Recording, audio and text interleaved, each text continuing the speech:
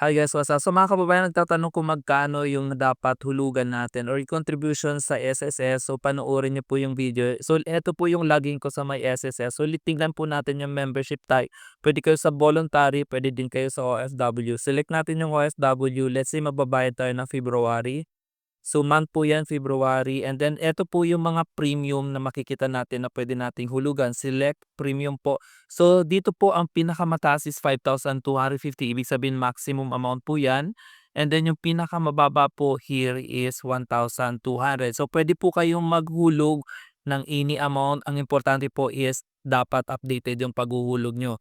So again po, ang paghuhulog po ng contribution ay depende po yan sa salary range ninyo. If I were you po, maghulog po kayo kahit anong amount. Let's say yung kaya nyo po, let's say 1,200 monthly. So bakit po ba? Kasi po mabibilang po siya sa number of months na contribution nyo. So again guys, kapag 10 years po yung nakumpleto nyo, is magkakaroon po kayo ng monthly pension. Kung hindi po nakumpleto yung 10 years, so less than 10 years, so lump sum lang po yung marireceive nyo sa SSS. So start savings now para sa inyong future retirement benefit.